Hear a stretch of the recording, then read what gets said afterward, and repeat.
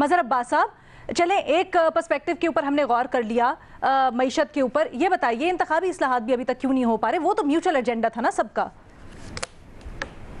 देखिए, रीमा ने कहा कि मैं क्यों समझता हूँ उसे गैर सियासी फैसला। मैं इसलिए गैर सियासी समझता हूँ कि जो कॉन्सिक्वेंसेज हैं उससे पॉलिटिक्स को नुकसान हुआ है, सियासत को नुकसान हुआ है। वो हमें नजर आ रहा है कि एक गैर यकीनी सूरत हाल आपने खड़ी कर दी। आप पूरी ऑपोजिशन पिछले 2-2.5 साल से आप राइटली रॉन्गली स्ट्रगल कर रही थी कि इस गवर्नमेंट को अंडर प्रेशर रखा जाए। आप इसी असेंबली में उनको पावर लूज करके ये कह सकते थे कि आप वोट ऑफ कॉन्फिडेंस लें, बजाय इसके कि आप वोट ऑफ नो कॉन्फिडेंस ला के एक ऐसा क्राइसिस खड़ा कर दिया आपने कि जो आज खुद आपके गले पड़ रहा है। पॉलिटिक्स ये नहीं होती कि पॉलिटिक्स तो ये होती है कि आप आगे का देखते हैं कि आगे इसके कॉन्सिक्वेंसेस क्या होंगे। क्या डेमोक्रेसी आगे बढ़ेगी या वहीं स्टैंड स्टिल हो जाएगी या पीछे चली जाएगी।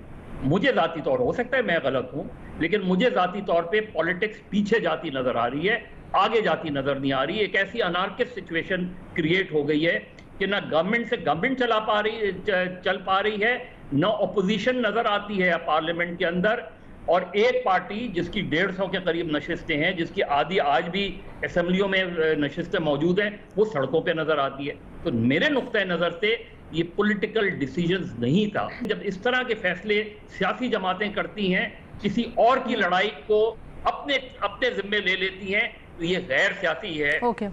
ये मिसाके जमहूरियत की नफी है ये सारी चीजें। और जो भट्टी साहब बात कह रहे हैं, तो ये बात ठीक है कि जी 50 रुपए का स्टैंप लगाया, क्योंकि उन्होंने जमहूरियत नवाजों को भी जो है वो लेक्चर दिया है कि ये 50 रुपए का स्टैंप बना के कैसे नवाज शरीफ को भेजा किसने था? क्या विफाकी काबीना ने मंजूरी नहीं दी थी? क्या वो जो जितना मेडिकल बोर्ड था जिसके बारे में बाद में ये कहा गया कि फ्रॉड था, उसके बाद एक इंक्वायरी कमेटी क्या नहीं बनाई थी इमरान खान साहब ने? उस इंक्वायरी कमेटी में किसी एक डॉक्टर को, बशमूल डॉक्टर यास्मीन राशिद, बशमूल डॉक्टर फैसल, किसी एक के खिलाफ कोई कार्रवाई, और उस स्टैम्प को कबूल किसने किया था? तो अब हर चीज में हमारे यहाँ एक फैशन बन गया है कि हर चीज में जमहूरियत नवाज जी, सिविलियन बालादस्ती। भाई, सिविलियन बालादस्ती को अगर आप पसंद नहीं करते, आइन की बालादस्ती को पसंद नहीं करते, तो आप स्ट्रगल करें कि इस आइन को खत्म कर दिया जाए। आप स्ट्रगल करें कि जमहूरियत को खत्म कर दिया जाए। आप स्ट्रगल करें कि इस सिस्टम को डिरेल करके, खत्म करके कोई नया सिस्टम ले आए। कोई ऑल्टरनेट तो दें इस सिस्टम का।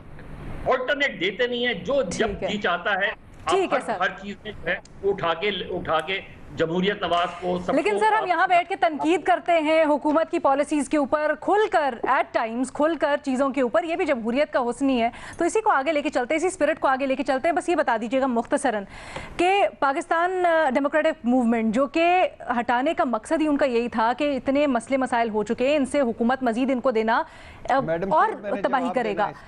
अब कुछ तो इकदाम होते हुए, सर 1 मिनट, कुछ तो इक़दामात होते हुए नजर आने चाहिए। मुख्तसरन क्यों नजर नहीं आ रहे? इसलिए नजर नहीं आ रहे कि आपका टाइम पीरियड इतना कम है कि आप आज भी शहबाज शरीफ ये फैसला नहीं कर पा रहे। ठीक है, इलेक्शन कराने, तो जब आपके पास टाइम फ्रेम ही नहीं है तो आप मेजर पॉलिसीज कैसे करेंगे? आप चले गए तोशा खाने पे, आप दूसरी चीजों पे आप करें ना कोई बेसिक रिफॉर्म अगर आप कर सकते हैं। इलेक्टोरल रिफॉर्म्स के लिए अभी तक आप आगे बढ़े हैं, एक मीटिंग तो हुई नहीं है, तो इसलिए कंफ्यूजन है, इसीलिए ये चीजें आगे नहीं बढ़ पा रही। ओके, रीमा आपकी तरफ आना चाहूंगी और मुख्तसरन में जवाब चाहूंगी। भट्टी साहब जो कह रहे थे, क्या कानूनी तौर पर अदालत अपने तय नोटिस ले सकती है, क्योंकि जमानती हैं वजीर आजम शहबाज शरीफ, नवाज शरीफ, क्या वापस जा रहे हैं उनसे मिलने के लिए? अलीना, वो मजहर साहब को पहले जवाब दे दूं। मेरी नजर में इस वक्त अगर एनार्की की तरफ हम कदम बढ़ा रहे हैं या लग रहा है कि उस तरह सूरत हाल जा रही है, तो आप इसमें जो इस वक्त हुकूमत में पार्टीज हैं उनको कसूरवार नहीं ठहरा सकते। ये पीटीआई ने जो बिल्कुल ड्रामेबाजी की है एक तरह से, कि उन्होंने फौरन साजिश और उन सबको गद्दार बना दिया है, कोई उनके पास सबूत नहीं है, वो इतना एक डेंजरस नैरेटिव बना रहे हैं, आइन को नहीं मान रहे। मेरा ख्याल है कसूरवार वो है। अब ये अच्छी सियासत थी, बुरी सियासत थी, अगेन ये सबकी अपनी राय हो सकती है, लेकिन मेरा ख्याल है इसको गैर सियासी कहना और ये कहना कि किसी के बेहेस्ट पे किया गया, ये ज्यादती है। क्योंकि मुझे तो नजर आता है कि चलिए let's leave it at that. हमारी अपनी अपनी आराम है, बिल्कुल इख्तलाफ आ सकता है, we'll let the audience decide। जवाब दे दीजिए जल्दी। भट्टी साहब का ट्रू भट्टी साहब का एक पार्टी के पास 1.5 साल है, आपने चार्टर ऑफ डेमोक्रेसी में ये तय किया था, रीमा, चार्टर ऑफ डेमोक्रेसी में ये लिखा था कि आप गवर्नमेंट इलेक्टेड गवर्नमेंट्स को डिरेल नहीं करेंगे, ये लिखा हुआ है। नहीं किया मजहर साहब, कॉन्स्टिट्यूशनल तरीकाकार अपनाया, वरना तो आप जो 18वीं तरमीम में वोट ऑफ नो कॉन्फिडेंस निकाल ही देते। नहीं वोट ऑफ, मैं तो इसीलिए तो मैंने कहा कि नहीं है, इसीलिए मैंने कहा रीमा के ये गैर आईनी नहीं था, मैं इसीलिए मैंने कहा गैर आईनी अमल नहीं था, लेकिन सियासी भी नहीं था। 1.5 साल रह गया है, आप वो तो रेजिस्ट करेगी, वो तो हर तरह से रिएक्ट करेगी।